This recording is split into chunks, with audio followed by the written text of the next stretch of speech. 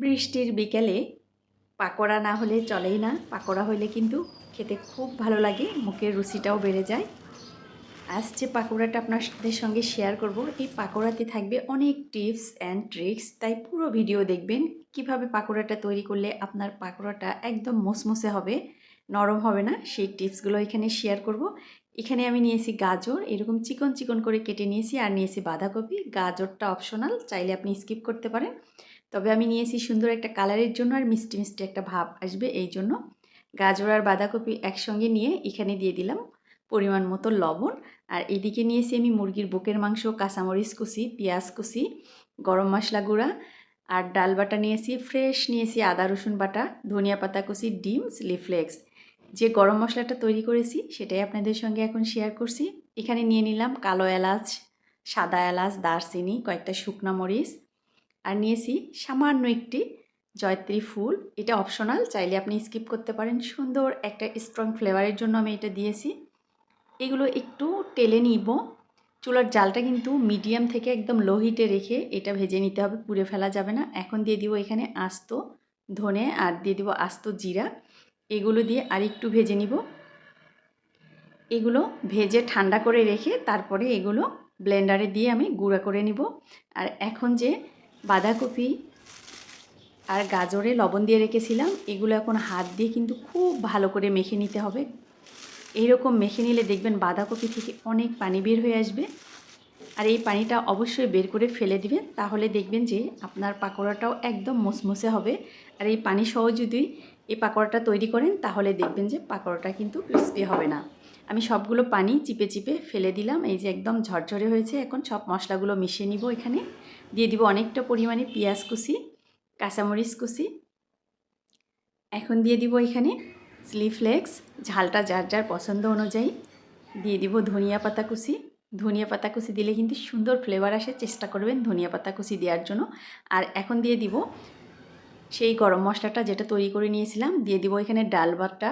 ডাল বাটার সময় কিন্তু আমি কোনো প্রকার পানি ব্যবহার করিনি, তাহলে কিন্তু এটা নরম হয়ে যাবে। চাইলে এখানে আটা বা কর্নফ্লাওয়ারও ব্যবহার করতে পারেন। চালের আটা ব্যবহার করলে এটা আরও ক্রিস্পি হবে। দিয়ে দিলাম ফ্রেশ আদা রসুন বাটা, সামান্য একটু হলুদের গুঁড়া কালারের জন্য। দিয়ে দিলাম মুরগির মাংস, মুরগির বুকের মাংস আমি নিয়েছি। এগুলো এরকম চিকন চিকন করে কেটে নিয়েছি। আপনি চাইলে এই মাংসটা স্কিপ করতে পারেন, এটা একদমই অপশনাল। এখানে দিয়ে দিব ডিমের সাদা অংশ, শুধু এখানে ব্যবহার করব, কুসুমটা এখানে ব্যবহার করব না। কুসুম দিলে কিন্তু যখন এগুলো ভেজে নেবেন দেখবেন যে তেলে অনেক ফেনা ফেনা হয়ে যাবে, তাই শুধু কুসুমটা রেখে সাদা অংশটা এখানে ব্যবহার করব। এখন সব কিছু হাত দিয়ে খুব ভালো করে মেখে নিব। এখানে ডাল বাটা যদি ব্যবহার করতে না চান তাহলে আপনি বেসন বা চালের গুঁড়া ব্যবহার করতে পারবেন। এটা খুব ভালো করে মেখে নিব। এটা মেখে নিয়ে সাথে সাথেই কিন্তু ভেজে নিতে হবে। এইভাবে মেখে যদি আবার কিছুক্ষণ রেখে দেন তাহলে কিন্তু এটা থেকে আবার পানি বের হয়ে আসবে, যেটা ভাজলে কিন্তু আর ক্রিস্পি হবে না, একদম নরম হয়ে যাবে, যেটা খেতে কিন্তু একদমই ভালো লাগবে না। এটা মেখে নিয়ে সাথে সাথেই কিন্তু তেলে ভেজে নেওয়ার চেষ্টা করবেন, তাহলে দেখবেন একদম ক্রিস্পি হবে। এখন চুলায় দিয়ে দিব একটা কড়াই। কড়াইটা গরম করে নিয়ে এখানে দিয়ে দেব পরিমাণ মতো সয়াবিন তেল। তেলটা খুব ভালো করে গরম করে নিয়ে তারপরে কিন্তু পাকোড়াগুলো ছেড়ে দিতে হবে। তেলটা খুব ভালো করে গরম করে নিয়ে চুলার জালটা আমি মিডিয়ামে করে দিব। তারপরে এই পাকোড়াগুলো ছেড়ে দিব। দেখে বুঝতে পাচ্ছেন তেলটা কতটা আমি গরম করে নিয়েছি। একে একে সবগুলো পাকোড়া এখানে ছেড়ে দিব আমি। এক পিঠ যখন খুব ভালো করে হয়ে আসবে তখন কিন্তু আরেক পিঠ উল্টিয়ে দিতে হবে, নাহলে কিন্তু এগুলো ভেঙে যাবে। আপনার পছন্দ অনুযায়ী যে কোনো শেপ দিয়েই কিন্তু এই পাকোড়া তৈরি করে নিতে পারেন। বাচ্চা থেকে বড় সবাই কিন্তু এই পাকোড়া অনেক পছন্দ করে। শীতের সময় এই পাকোড়াগুলো তো আরও খেতে বেশি মজা লাগে। শীতের সময় গাজর বাঁধাকপি তো অ্যাভেলেবেল পাওয়া যায়, তবে এখনও যে বাজারে পাওয়া যায় না তা কিন্তু নয়, পাওয়া যায়, তবে দামটা একটু বেশি গাজর বাঁধাকপি। আমি এগুলো লাইট গোল্ডেন কালার করে ভেজে উঠিয়ে নিব। আপনার পছন্দ অনুযায়ী যে কোনো কালার করে এগুলো ভেজে উঠিয়ে নিতে পারেন। এর উপরে হবে একদম ক্রিস্পি আর ভিতরে হবে একটু সফট, জুসিনেস থাকবে। খুব ভালো লাগে এরকম পাকোড়া খেতে, আমার তো খুব ভালো লাগে। যেগুলো আগেই কালার চলে এসেছে সেগুলো আমি বেছে বেছে তেল থেকে উঠিয়ে নিব। তেলটা খুব ভালো করে ঝরিয়ে নিতে হবে, আর টিস্যুর উপরে রেখে দিলে দেখবেন যে অতিরিক্ত তেলগুলো টিস্যুর গায়ে কিন্তু লেগে যাবে, তাই অবশ্যই ভেজে টিস্যুর উপরে রাখার চেষ্টা করবেন।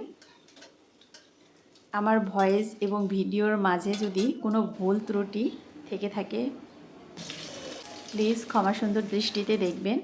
আর যারা আমার চ্যানেলে আজকে নতুন এসেছেন, আমার ভিডিও ভালো লাগলে একটা লাইক দিয়ে দিবেন। আর যদি একটু বেশি ভালো লেগে থাকে তাহলে চ্যানেলটা সাবস্ক্রাইব করে রাখবেন, পাশের বেল আইকনটা অবশ্যই অন করে রাখবেন। যখনই নতুন নতুন ভিডিও ছাড়বো তখনই আপনার কাছে নোটিফিকেশান চলে যাবে। আর যদি কোনো নতুন রেসিপি দেখতে চান তাহলে কমেন্ট বক্সে গিয়ে কমেন্ট করেন কোন রেসিপিটা দেখতে চান।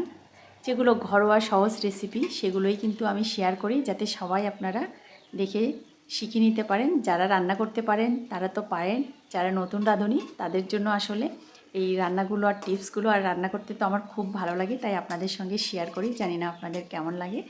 বাকি যেগুলো ছিল সব পাকোড়াগুলো দিয়েই কিন্তু আমি তেলে মুসমুসে করে ভেজে নিব।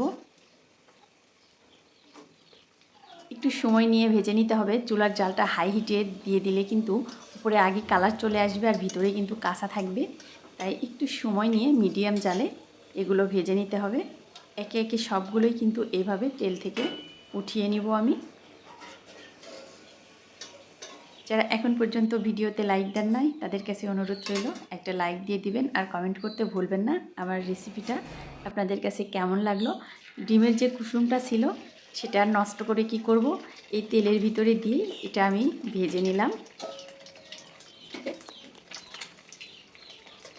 এই পাকোড়া কিন্তু এমনিও খেতে অনেক মজা লাগে, আর যদি এর সঙ্গে সস থাকে তাহলে তো কোনো কথাই নেই। আমার তো এটা এমনি অনেক মজা লাগে খেতে। আর এর ভিতরে যে মাংস দিয়েছি এটার জন্য বাচ্চারা কিন্তু দেখবেন যে খুব মজা করে খেয়ে নেবে। বাচ্চারা তো মুরগির মাংস এমনিতেই অনেক পছন্দ করে। সবগুলো আমি এইভাবে পরিবেশন করে নিচ্ছি। দেখতে কিন্তু অনেক লোভনীয় লাগছে, দেখে তো এমনিই খেতে মন চাচ্ছে।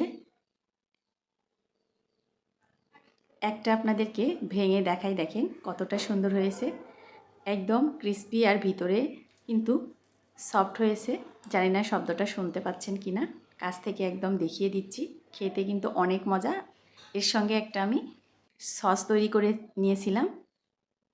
নিয়েছিলাম গ্রিন চাটনি। এই চাটনিটা খেতে কিন্তু অনেক মজা।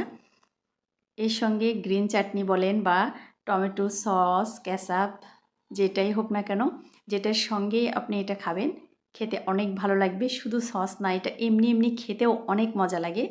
আর বাচ্চাদের যদি এরকম সস দিয়ে পরিবেশন করেন তারা তো দেখবেন যে খুব মজা করে খেয়ে নেবে। রেসিপিটা কেমন লেগেছে কমেন্ট করে জানাতে ভুলবেন না। সবাই ভালো থাকবেন, সুস্থ থাকবেন। আল্লাহ হাফেজ।